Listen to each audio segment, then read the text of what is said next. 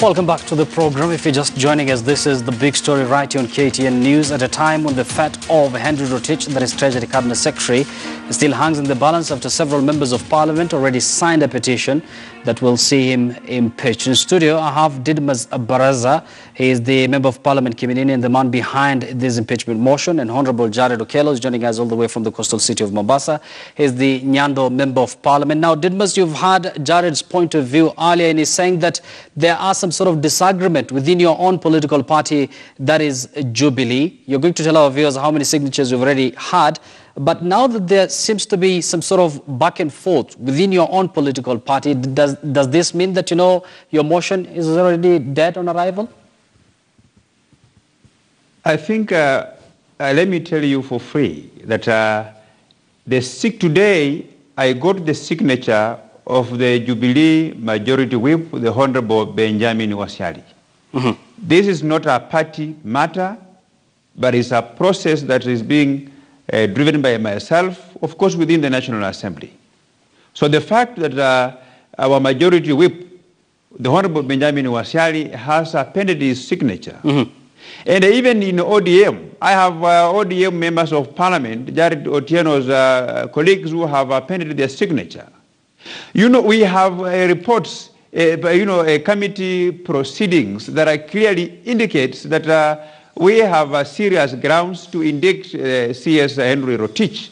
And I think denying that we have no grounds, yet we have the report of, by parliamentary committees, men and women who are very knowledgeable, who have thoroughly interrogated these matters and tabled the report on the House. I think it's just a matter of wait and see. We have the numbers. You're going to the members of Parliament who are supporting my motion, and we are rolling ahead. Yes, you're going to go into that detail of that report shortly. But let me bring in Jared once again. Jared, you've already said that you disagree with this impeachment motion. Given you a chance to, give a yes or no answer. Now you have a chance to tell us why perhaps you are disagreeing with this motion in the first place. Do you believe that the CS in question is clean and it doesn't have any questions to answer, perhaps? Thank you so much, my brother. The law of Kenya is clear. If you read Article 50 of the Kenya's Constitution, it talks about a fair hearing that has to be given to any suspect over any matter. One cannot be condemned unheard, even though we take cognizance of lots of missteps within Jubilee's administration. However, on the flip side, we have to also understand that firstly, Parliament cannot be used as a lynching mob, and number two, there are rules and regulations as prescribed in various acts and the Constitution of Kenya 2010 that must be adhered to. If Parliament did carry out an in-depth analysis of this issue touching on sugar, we have to firstly understand that that report can only come up with recommendations. Parliament does not have instruments, Parliament does not have the personnel, and Parliament does not have the prosecutorial powers, even if one may be found culpable. We understand and we all know that sugar is a matter that is subjected to further scrutiny by various government agencies. EACC are on top of the matter. DCI, the Directorate of Criminal Investigations, are on top of this matter. And these are the only mandated bodies that have the prosecutorial powers to present a matter before a court of law. If Parliament came up with anything, then it must have been recommendations on what ought to have been done. We are not going to jump the gun. We are not going to turn prejudicial. We must follow the due process. And, even though not anchored in law, but a precedent has been set in this country that once somebody has been charged and has been, pleads either guilty or not guilty before a competent court of law, then the best thing that has always been done is to ask them to step aside. Yes. Well said, Jared. From my standpoint, let me give Didmus a chance to react to that. Didmus, you've heard Jared's point of view. It seems from his side that your petition is a bit premature. And let me just quote again the part of the Constitution that we had for viewers earlier. The reasons for dismissal: A is gross misconduct. B, when the CS in question has committed crime under national and international law. And C, gross misconduct. On which ground are you impeaching the CS in question? Gross misconduct. Mm-hmm. And I think my friend Jared is misleading the nation, because he has quoted a section of the Constitution that says that we cannot condemn a person unheard.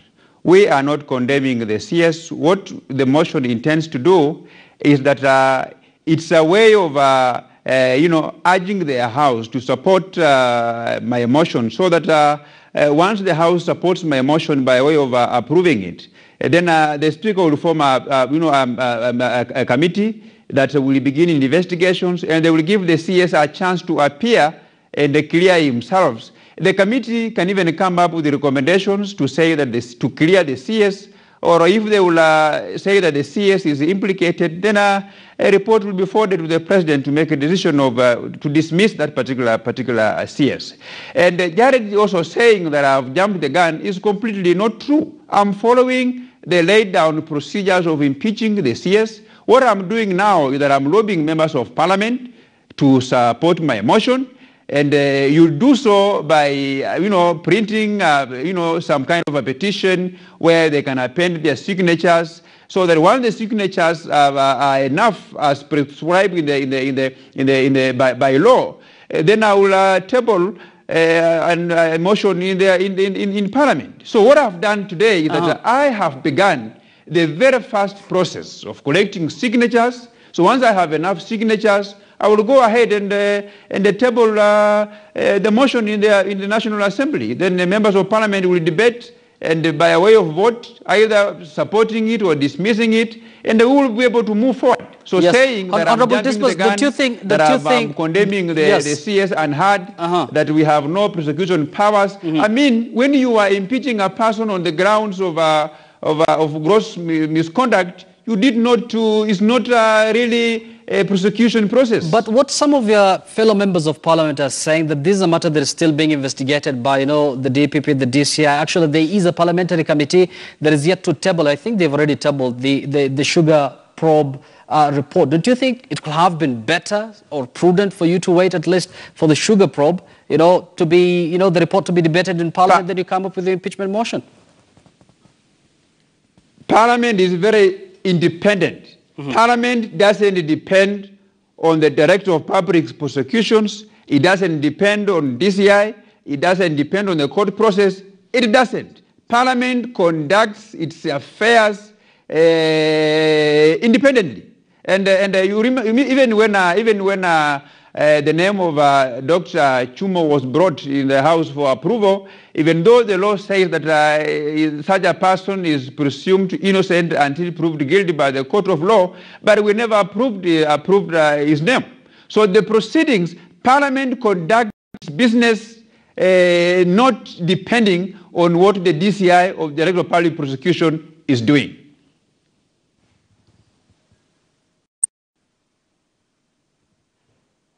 Hello, can you hear me, Shiva? Okay, I think yes, I can hear you. Yes, I'm saying you've already said the Parliament cannot be dictated by these other institutions, the likes of DCI, DPP and the rest. But there is a parliamentary committee that has been, the Joint Parliamentary Committee that has, come up with the sugar probe report. Don't you think, you should wait for that maybe?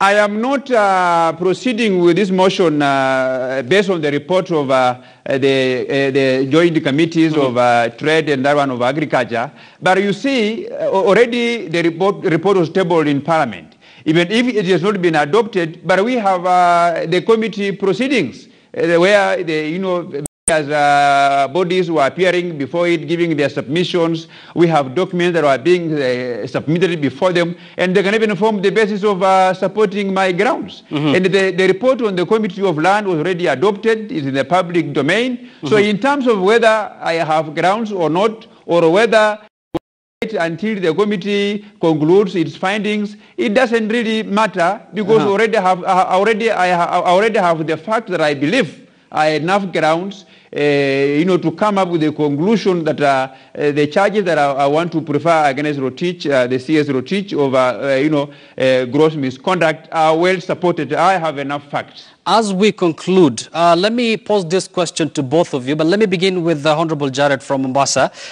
There was a similar motion against the Health Cabinet Secretary, that is Cecily Kariuki.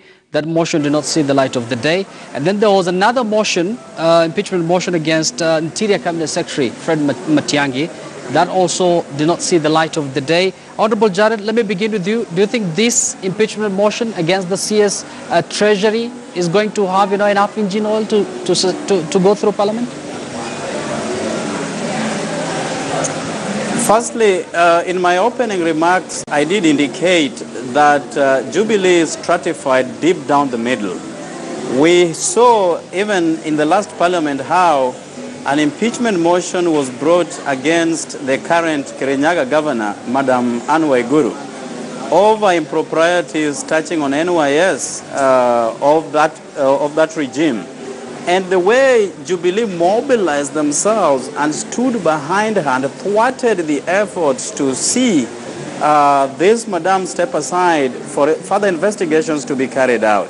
You are right to have mentioned a few of more cabinet secretaries, Cecily Kariuki and Henry Rotich, and how Jubilee rallied behind them in a bid to save their skins.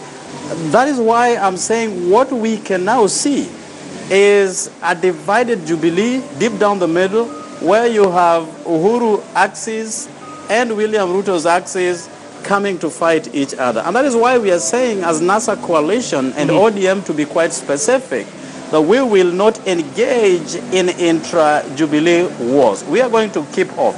You are right to tell him that indeed he's jumping the gun. The report has been presented before Parliament. Yes. It should be subjected to adoption and debate, even before the recommendations form part of that discussion. Yes. But here he is presenting a premature motion. He's saying, and let me correct this, that he's not actually meaning to send the cabinet secretary home. It is a motion. But you look at the body of the motion and the intent of this motion, it has all the hallmarks of impeachment. So he cannot say that let me give him a right of reply. Many thanks, Honorable Jared. Let me give him a right of response. Honorable Didmus, you've heard once again what your colleague in the Member of Parliament in Parliament had to say. But before you make your final remarks, this is a comment by Gibson Amenya, one of our viewers, who is saying, these are planned to seek kickbacks. MPs are after their own interest. Is this motion some sort of a rent-seeking mission? Absolutely not true. This is a motion that has no emotions, has no politics in it, but is a motion that I think is in the interest of Kenyans, is the interest of the Kenyan people who struggle every day, And I also want to tell Jared that my impeachment grounds are not only based on the issues of sugar, but also on the issues of Ruaraka land. And I want to tell the Honorable Jared that we are committed to push this motion forward, and it's not a party-driven process. I want to tell him that it's not about Jubilee, it's not about ODM. The people who have signed my petitions are coming from different political parties, and we should look at the content of the motion. If we can say that the grounds of impeachment are coming out of parliamentary investigations, and you see when Parliament speaks, it speaks on behalf of Kenyans. So either I can even say that motion, they are speaking on behalf of cartels, they are speaking on behalf of corrupt, cartels in this country who would want to scuttle a process that is very important in terms of assisting the government deliver on its mandate. The Big Four agenda would never be achieved if we have government officers who who are engaging in abuse of office. Yes, I think you've delivered your point of view. Mheshimiwa, we're out of time. Unfortunately, we're out of time. Many thanks for your input, and I think Honorable Jared has heard you loud and clear with regard to your point of view there. Many thanks, Didmus Barasa, Member of Parliament, Kimilili, as well as Honorable Jared Okello, Nyando, Member of Parliament. That's all we had for you on the big story tonight. Many thanks for watching. My name is Joseph Ibrahim. Up next is KTN Prime.